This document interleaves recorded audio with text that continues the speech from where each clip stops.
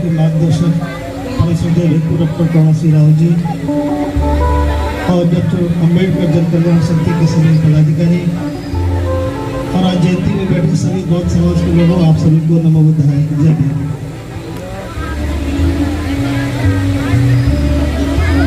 अभी आप बहुत ही विद्वान साथियों के यहाँ विचार सुन रहे थे।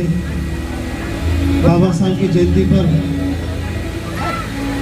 मैं समझता हूँ दुनिया में बिरले ही लोग हैं जिनके जाने के बाद कुछ लोग इकट्ठा होते हैं और इतने बड़े पैमाने पर उन्हें याद करते हैं।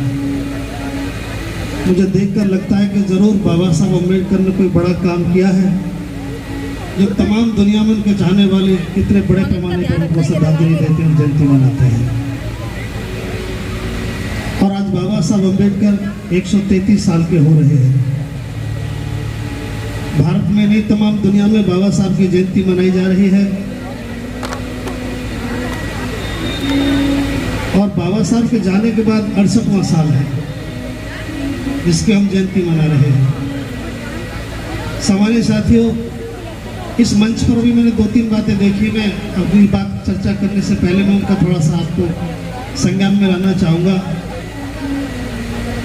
एक तो ये अभी यहाँ संविधान की एक प्रस्तावना पढ़ के सुनाई गई। जिम्मेदार प्रतिनिधियों ने भारत के संविधान की प्रस्तावना को पढ़ा और 1-2 सेकंड 10 सेकंड में पढ़ करके उसको सुना दिया। हमने भी सबने पढ़ा। इसे बताने से पहले मुझे बताना जरूरी है, इसलिए मैं देख करके प्रस्तावना पढ़ते मुझे याद आया, आप सबको पता होगा, जयंती पे चर्चा भी 2 मिनट में कर लेंगे।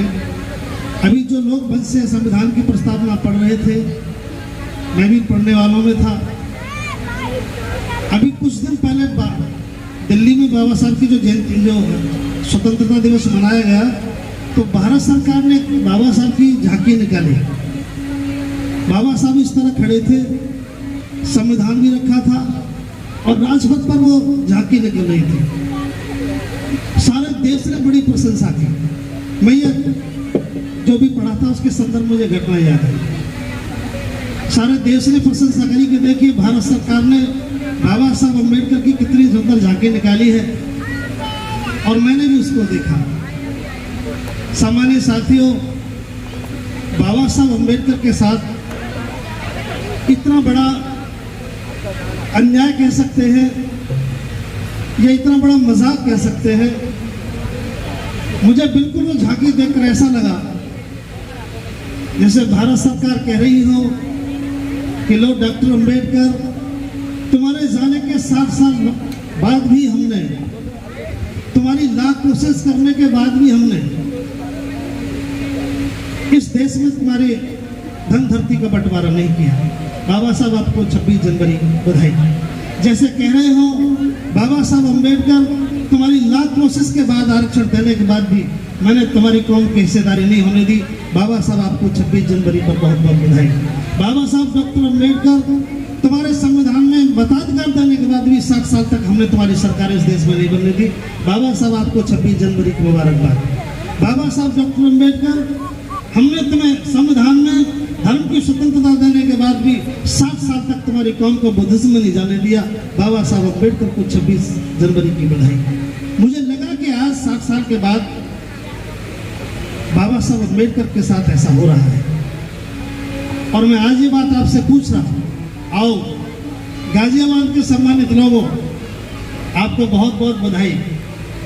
आज बाबा साहब 133 साल के हो रहे हैं। जयंतियों का दौर देश में जारी है। आपको मैं बधाई दे रहा हूं, लेकिन एक सवाल के साथ हम इस जयंती को यहाँ सेलिब्रेट करेंगे। ये जयंती ऐसे ही मनेगी जो अब तक मन नहीं है? क्या जयंतियों का कोई मकसद तय नहीं किया जाएगा? बाबा साहब अम्बेडकर की तमाम महानताओं का गुणगान हम लोग गा रहे हैं। एक दौर है जो बाबा साहब अम्बेडकर की जानकारी लोग दे रहे हैं पूरे देश में, हिस्से हिस्से करके बता रहे हैं। डॉक्टर अम्बेडकर ने बुद्धिज्म में क्या किया, डॉक्टर अम्बेडकर ने राजनीति में क्या किया, डॉक्टर अम्बेडकर ने आरक्षण में क्या किया। मैं समझता हूं कोई जानकारी ऐसी बची नहीं है जो लोगों ने ना दी हो। देनी चाहिए, निश्चित रूप से देनी चाहिए, लेकिन ये पहला कदम था। अगले कदम ये कब उठेंगे?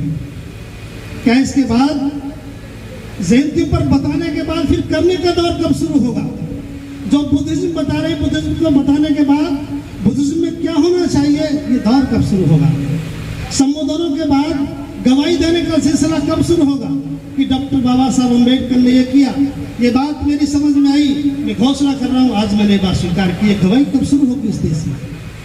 तो मैं आज एक बात आपसे कह रहा हूँ, जयंतियों के बारे में विचार करो, इस जयंतियों के स्वरूप को बदलो, जयंती के मुद्दे तय करो। 133 में जयंती मनाई जा रही है, बाबा साहब के 68 साल हो गए।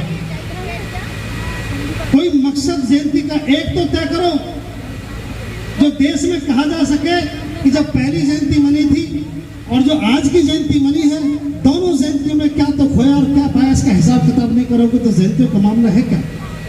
हर बार जयंती मन रही है, अगली जयंती फिर आएगी। मैं स्वरूप आपके सामने रख रहा हूं। आओ अब जयंतियों पर संबोधन के साथ साथ सवाल भी खड़े करो, इस जयंतियों का हिसाब किताब मांगो। मैं 2-3 बात आपके सामने रख रहा हूं ताकि जयंती का मतलब ठीक समझ में। बाबा साहब डॉक्टर अम्बेडकर किसी औपचारिकता का नाम नहीं है जो 2 गीत गाने के बाद पूरी हो जाएगी। डॉक्टर अम्बेडकर किसी पहचान और प्रशंसा के भी मोहताज नहीं है। जिस महापुरुष का जिंदगी की शुरुआत पानी की लड़ाई से हुई हो, मैं पूरे भरोसे के साथ कह सकता हूं, डॉक्टर बाबा साहब अम्बेडकर से संघर्ष का बड़ा इतिहास दुनिया में किसी महापुरुष का नहीं है। जिसकी शुरुआत ही पानी की लड़ाई से लड़ी हो और जिंदगी का अंतिम सांस जिसका संघर्ष में बीता हो, वो किसी प्रशस्ति का मोहताज नहीं है। हाँ, उसके बारे में बताने का दौर लगभग पूरा हो गया है। अब दौर आना चाहिए था कि डॉक्टर बाबा साहब अम्बेडकर, और वो काम हम कब शुरू करें? मैं एक बात आपसे पूछ रहा हूं, डॉक्टर अम्बेडकर का मतलब है उसकी जयंती का स्वरूप डॉक्टर अम्बेडकर के अनुरूप होना चाहिए। डॉक्टर अम्बेडकर बाबा साहब हमारी समस्याओं का निदान थे। बाबा साहब अम्बेडकर इस समाज को गरीबी से, अन्याय से, अत्याचार से, व्यभिचार से बाहर निकलना चाहते थे। वही सारा काम करते चले गए। आज हम एक बात कह रहे हैं आपसे, ये मेरा हक है, अधिकार है आपसे बात करने का, चूंकि मैं इसका हिस्सा हूं। डॉक्टर अम्बेडकर की जयंती इस देश में मनती रहे और आज भी पूरे देश में जातीयता के साथ पूरा तांडव होता रहे, आज भी जयंती मनाई जाती रहे। एक महापुरुष हमें उस दलदल से बाहर निकालने के लिए खड़ा रहा, बुद्धिज्म की बात बताते रहे। आज भी हम सारे के सारे लोग उस नर्क में खड़े होकर बाबा साहब की जयंती मनाते हैं, जिसे बाबा साहब अम्बेडकर ने नरक कहा। मैं 1-2 मुद्दे की बात कर रहा हूं, ज्यादा कोई चर्चा का सिलसिला नहीं है। ऐसे उदाहरण पेश करो बाबा साहब अम्बेडकर के, मैंने मन से सुने हैं। अगर जयंती की बात करनी है तो बताओ, डॉक्टर बाबा साहब अम्बेडकर ने 1956 में जिंदगी के आखिरी दौर में बड़े तकलीफ के साथ कहा कि मैं बड़ी तकलीफ के साथ 21 वर्ष लगाने के बाद ये घर मैंने तुम्हारे लिए खड़ा किया है, इसमें इज्जत से रहना। आज के बाद तुम्हें कोई जातियों से संबोधित नहीं करेगा, तुम्हारे साथ कोई शोषण, अन्याय, अत्याचार नहीं होगा। ऐसी दीक्षा लेने के बाद जब महापुरुष खड़े होते हैं, दीक्षा लेने के बाद सीधे खड़े होते हैं, बुद्ध को नमन करने के बाद, तो पहली बात कहते हैं, मैं इस नर्क से मुक्त हुआ, मैं आज एक मुक्त मानव हूं। जिसे बाबा साहब अम्बेडकर सन 56 में नरक कह रहे हैं और उसके अनुयायी बाबा साहब अम्बेडकर आज भी नरक में खड़े होकर इस समाज को कहां ले जाना चाहते हैं। ये कौन सी जयंती देश में मन रही है? हम कौन से डॉक्टर अम्बेडकर की बात कर रहे हैं? इसलिए मुझे तकलीफ के साथ बात कहनी कर रही है। हम औपचारिकताओं से बाहर निकले।